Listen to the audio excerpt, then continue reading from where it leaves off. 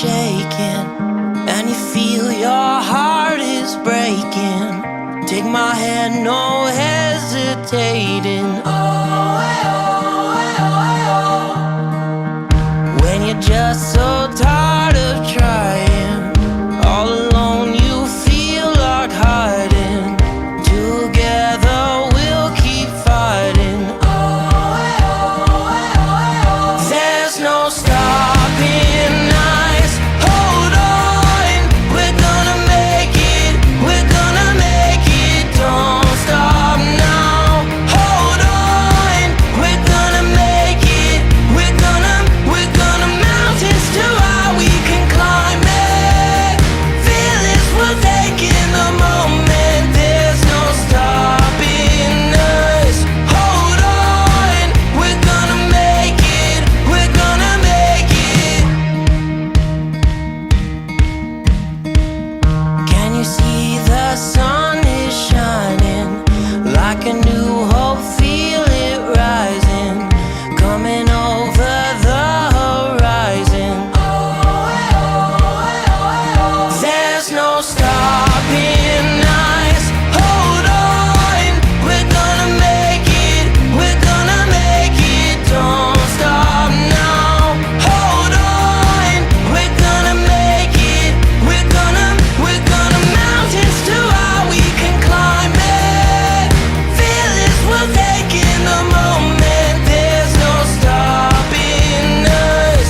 Hold on, we're gonna make it. We're gonna make it. Don't you give up, don't you give up on me. Don't you give up, don't you give up now. Don't you give up, don't you give up on me. Don't you give up, don't you give up now. Don't you give up, don't you give up on me. Don't you give up, don't you give up now. Don't you give up, don't you give up on me. Don't you give up, don't you give up now. There's no stopping. Good evening. It's Saturday, 7 p.m. And it's November 13th, and we're approaching the holidays. I think by next week I'll have, these are just white lights in here, but I'll have some Christmas lights up just to get into, I know it's going to be the week of Thanksgiving. A lot of people want their Christmas up by Thanksgiving. You might argue you want to wait till things over. Whatever makes you happy. That's most important. If you want to enjoy the Christmas season a little bit longer, and if that works for you and that gives you peace and satisfaction, then you just do it. And I enjoy the holidays. I get into it, and the music and everything else. So we have a lot to discuss today. I wrote down a lot of notes that I want to go over, and we're going to talk about home prices and where they're going. And there's so many articles about that, about where they're going to go next year. And we're going to break it down a little bit and see what we could figure out. I'll give you my predictions. And we could take it from there. So let's do our little intro to see exactly what are we going to talk about today.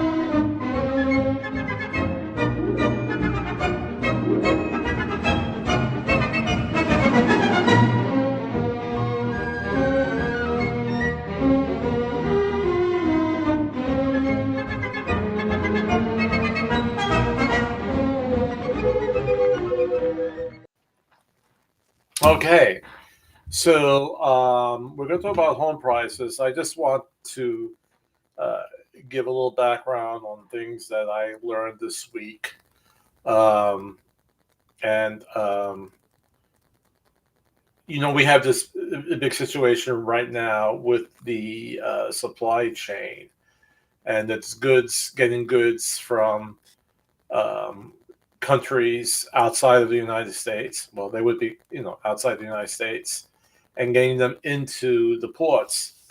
And because of the pandemic, we have a shortage of workers, and from all different types of industries, from the truckers, from people working in warehouses, for people working in manufacturing plants, and so forth. So we have a, a shortage of workers all around, all when you look at all facets of the economy. uh, we have shortages of the labor force, and so this affects a lot of different things. um, I'm just pausing because I learned so much this week. Like, um, I was watching, if you get into Bill Moya, and he had Kevin O'Leary on, who's on Shark Tank, and he's talked about uh, not only in this country where we have shortages, we're getting our feet back on the ground with the pandemic, though I heard some negative news yesterday, but um, hopefully in general, the numbers are going down. But as he was saying, Kevin O'Leary from uh, Shark Tank, and he was on Bill Moya, that but a lot of the countries where they did not get it under control are hurting even more. I mean, there's more factories that are closed down, more manufacturing plants, and this is all overseas. So when I have been constantly saying that we must get this COVID-19 under control, but it's not only we; it's the global economy that has to get it under control, because wherever we're bringing goods in, you know, if we're having goods being manufactured overseas, and it doesn't even have to be just manufactured goods. It could be products that we just buy overseas. With all the delays that we have um, in all these different facets of the economy, it's causing the delay of these goods coming in and getting it to people. Uh, we had a year, and probably a little more of a year, and when I say we, I'm talking about Americans, where we did not go, on vacation, whether or not it was throughout the United States or abroad. Okay, we've eaten out less. We haven't gone to concerts. We haven't gone to movies. So a lot of people have more cash on their hands right now, and they said, "Well, how about this cash? I could start going out now, but I really want to buy some nice things. The holidays are coming up, and I have this cash in hand, and I want to buy some things." And with this strong demand and these problems we have with getting the goods in, um, it's causing inflation as well. Okay, remember, strong demand, short supply in the sense of the items hitting the store market shelves, right? Or if it's going to a company where you're buying it online, but it still has to get to that company, to that warehouse. So you, in a sense, you still have a shortage, all right? Even though a lot of these products have been made already and they're out in the waters of San Diego and San Francisco, all right? Uh, we have this shortage now uh, within the stores itself, and whether it's a brick and mortar store, or if it is an online store, we have these shortages. And what happens when we have shortage and the strong demand? Well, prices go up. And this is the same exact thing with the real estate market. All right. We have a strong demand for homes and a short supply. A short supply because a lot of people who are owners who were thinking about selling and they put it on the back burner for several reasons. It could be that, well, they were still living in their house and they didn't want a whole bunch of people walking through who may spread the disease, right? So they kept it off the market. Or they saying, well, things are so bad right now. Where I go, I mean, you know, I think Virginia handled the COVID-19 situation quite well. All right. But they, let's say they were considering going to a state where the numbers are high. They might have said, I'm going to hold back. I'm going to hold back right now with my move. So for whatever reason, okay, there were less homes on the market. And because of that and the strong demand, prices have gone up. All right. One thing I want to just put into the mix, and I wrote it down here, something that that I, when I say became aware of, I mean, it makes so much sense. But for instance, with the infrastructure bill that's been passed, a lot of bridges, right, have to be reinforced. And sometimes it's not just, your bridges that are going over a big river, going over a bay like we have here, the Chesapeake Bay, lakes or whatever. Even on the regular highway, there's a point where it goes, there's an overpass and it might go over another roadway below. Okay. So a lot of times, trucks cannot go on these highways or certain bridges because of the weight of the truck, of the 18-wheeler. So many times these truckers have to take longer routes. So if they went by car, they would be there in 6 hours, but because they have a truck, it takes them 9 hours. But by beginning to implement this infrastructure bill where bridges could be reinforced, overpasses could be reinforced, roads could be fixed, that's also going to help with the movement of the supply chain. Okay. So I found that very interesting. It makes sense. And this will be helpful. In other words, what I'm trying to say, everybody should be for the infrastructure bill, okay? Because it helps everybody. It's not political, right? It's not Republican, it's not Democrat, it's not Libertarian, okay? It's something that America needs. The Japanese had the bullet train since like the 1960s. It goes like over 90 miles an hour, might even go higher than that. We don't have that in this country. So in a sense, and there's a lot of European countries that have these very quick trains, right? We don't have it. We're still like 40, 50 years behind the transportation arenas of the world, okay? We're really behind. Even with broadband internet, our middle daughter was married 2 years ago. Actually, their anniversary is coming up, and we were in the western part of Virginia. Beautiful, beautiful area. Okay, a lot of farmland, very country. Had the most horrific cell phone service. Had the most horrific Wi-Fi service, like trying to get onto the internet. So we need this across the nation, from the cities to the countryside. This is all important stuff.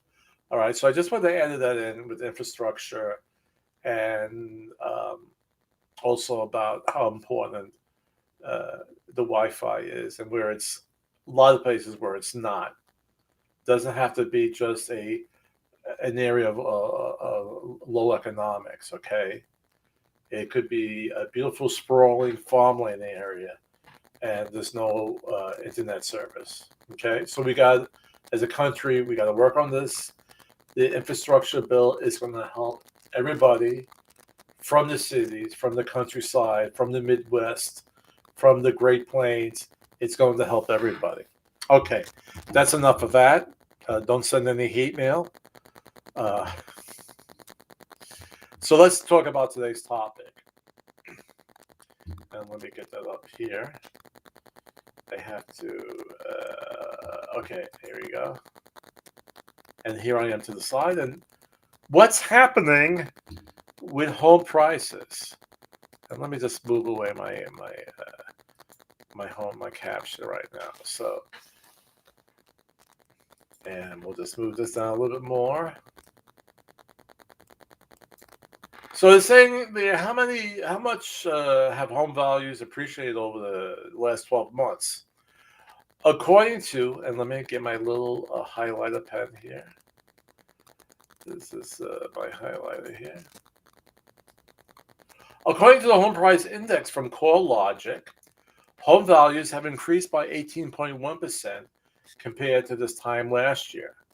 Additionally, prices have gone up at an accelerated pace for each of the last 8 months.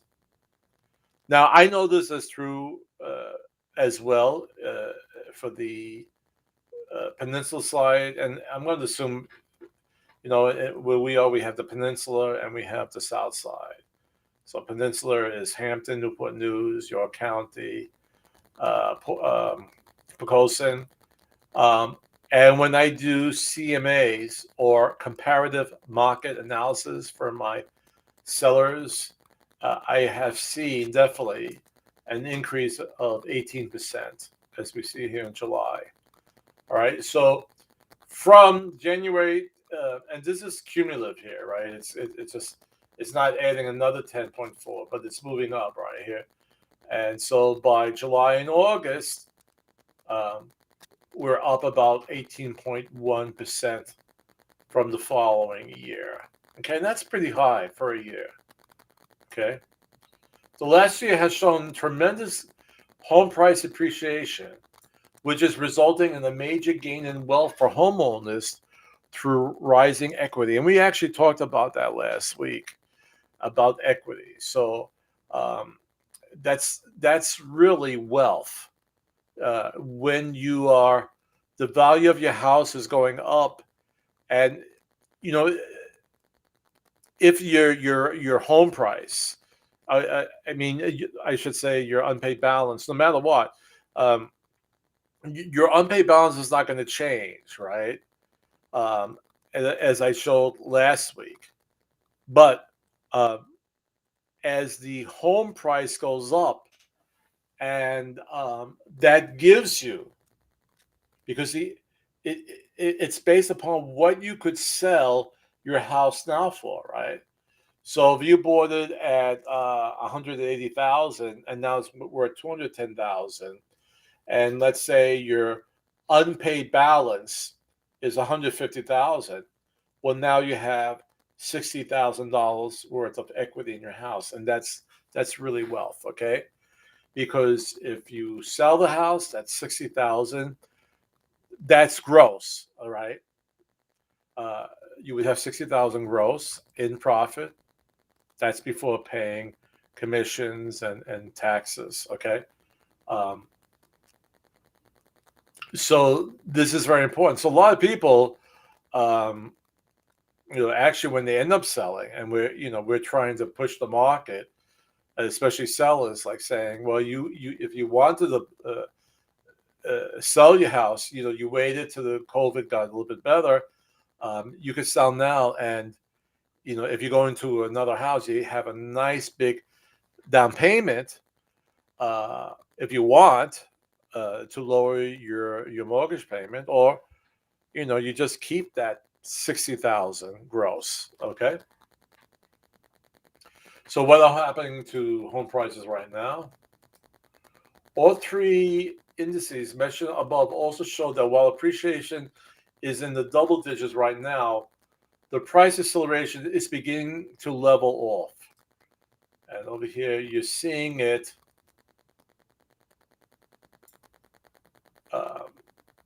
And here are different reporting agencies. So here, Case and Shell is seeing it leveling off. FHFA is seeing it come down a little bit. Here with CoreLogic,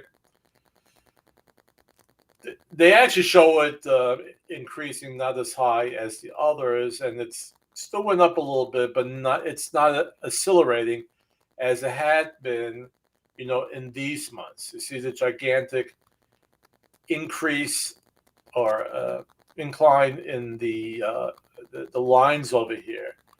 Okay, but no matter what, you either see it leveling off, going down a bit, or just moving up a little bit over here.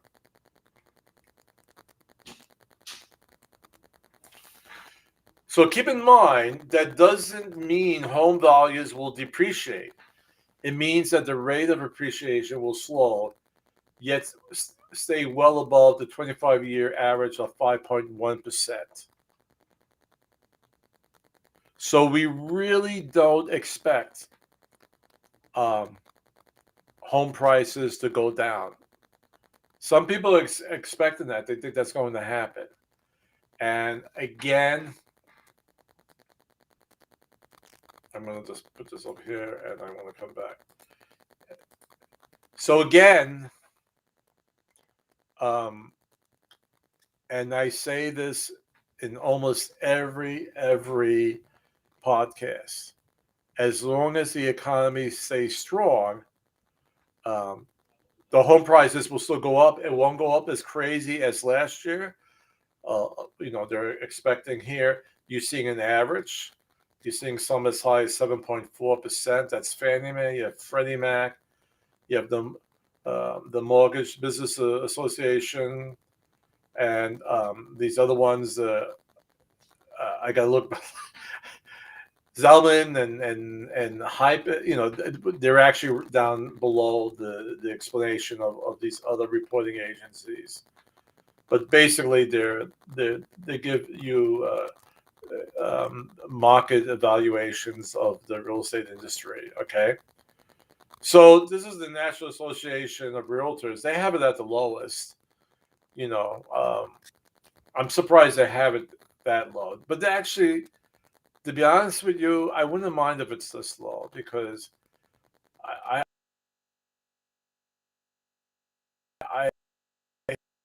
have a lot of buy.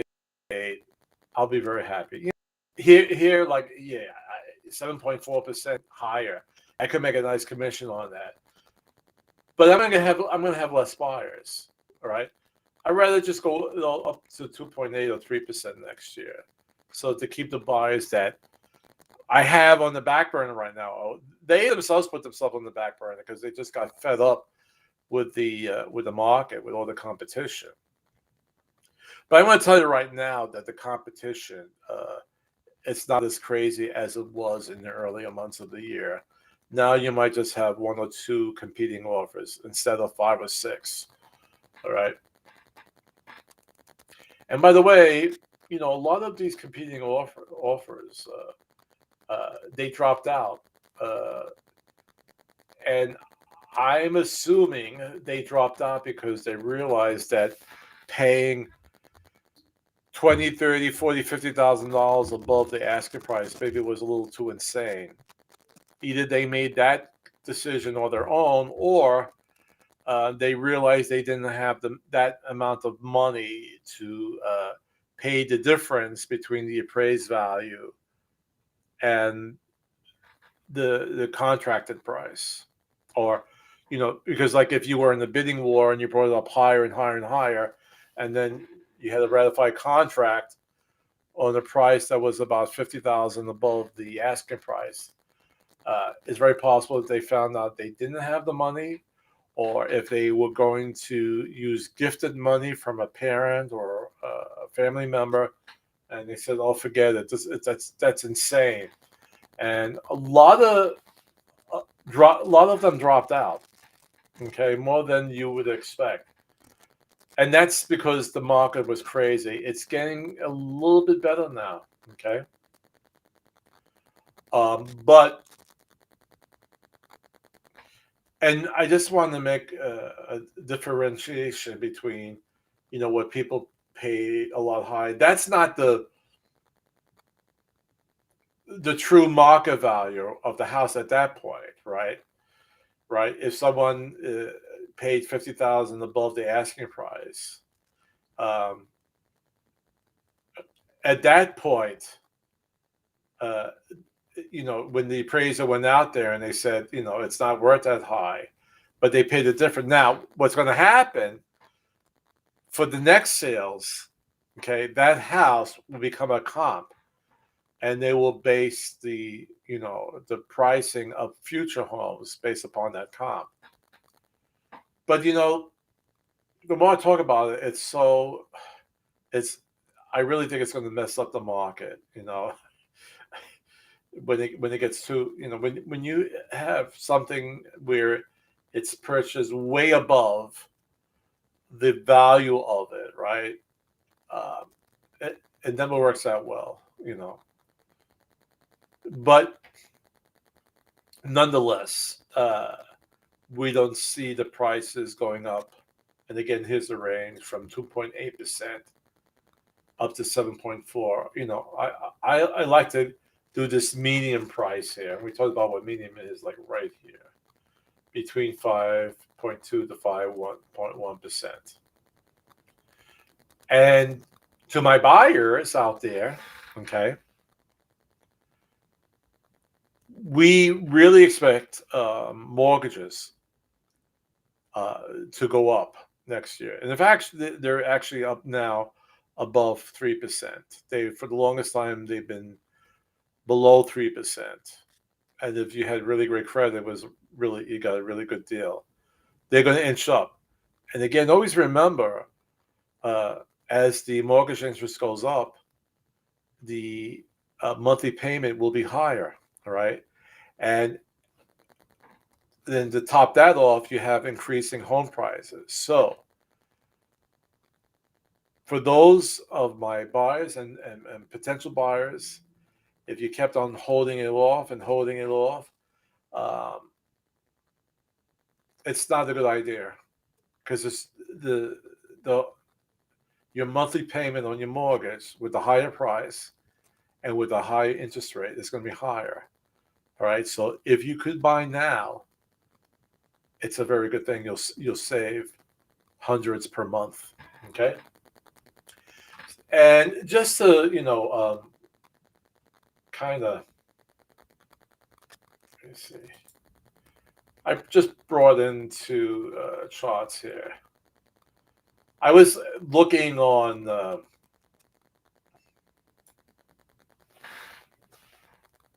I was Googling charts for demand and supply, and they were too complicated. So I just got this from my regular source. Wondering why home prices are going up? It's simple. High demand plus low supply is price appreciation. And there's a lot of charts out there that I could show you, but it gets confusing, and I didn't want to. So here's another way that the way it's determined if it is a seller's market or not. Due to low supply and high demand, today is one of the strongest seller's markets we've seen. So we go by how long the house stays on the market. So if it stays on 7 months, it's a buyer's market. 6 to 7 months, it's neutral. Less than 6 months of inventory, it's a seller's market. And now homes are going average on the 2.6 months. And that's today's market. So that's really a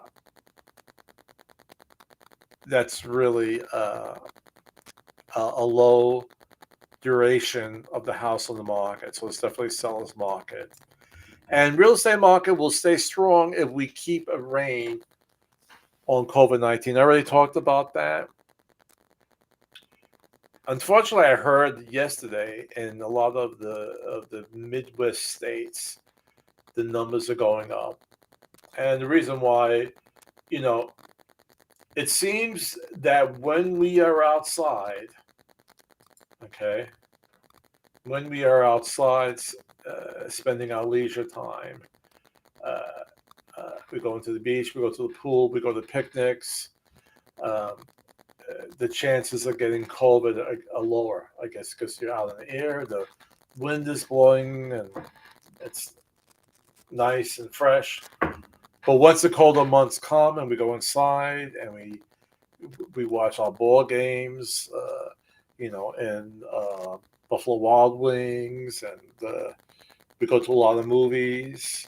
Um, we're in an enclosed location, and now if someone is sick and has COVID-19, it affects a lot of people.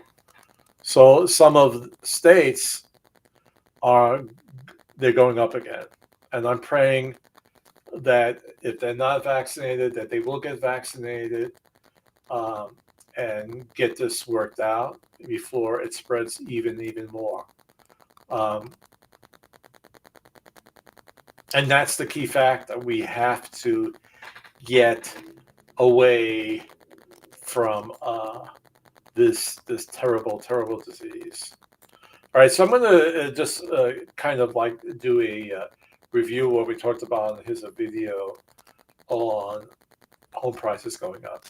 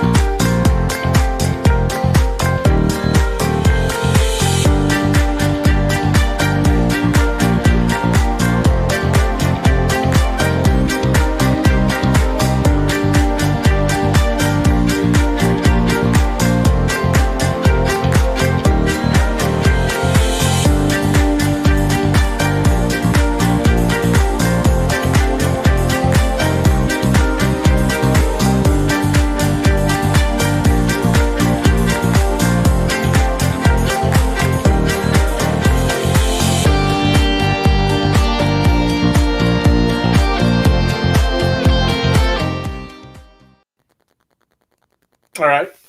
And if you want to find out your home value, you could go to my website.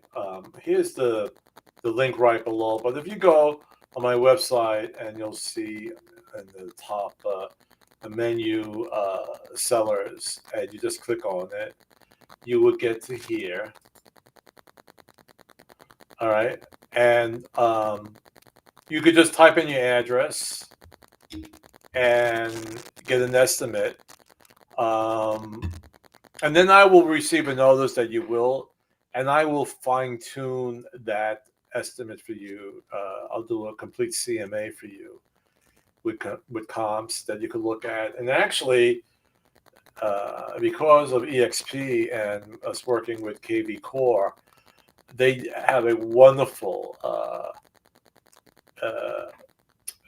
interactive, that's the word I'm thinking about, CMA that I could send out, where you see these little flags and you see prices, and you could click on it, and you could look at the house, and then look in the interior, because that's a big factor in pricing your home and seeing if your home has been upgraded, if it's in comparison with the other homes.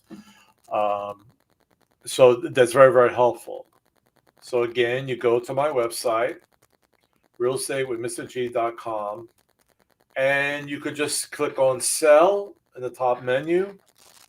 Let me see if I have to go to here. So if I circle here, you see sell over here, and then you could enter your address and you get a quick estimate, but I will follow up and I will fine tune that for you. Okay?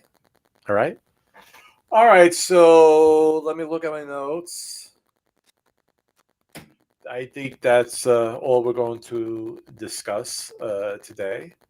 We're at a little bit over 30 minutes right now.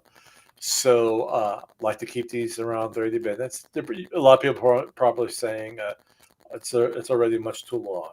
But I hear from my producer, William Burgess, that we may have a famous person in the audience, and it'll be great because somebody who wrote some holiday music for the upcoming, which we hear all the time in the holiday season. Chris, I have great news. We have a special guest in the audience. Born in Imperial Russia, this celebrity arrived in the United States at the age of 5 and later on became an American composer and lyricist, widely considered one of the greatest songwriters in American history. His music forms a great part of the Great American Songbook.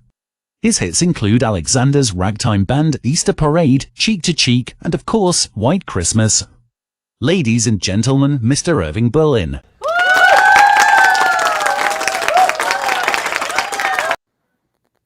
Wow, that was a treat to have Irving Berlin in the audience. Well, okay. So we'll see you next week. If you haven't been vaccinated, please do. And if you're not at this point, please wear a mask. Keep social distance. Wash your hands. Most of all, be kind to each other. Okay? Remember, the greatest power we have is to love. And the greatest gift, each other. And I'll see you next week.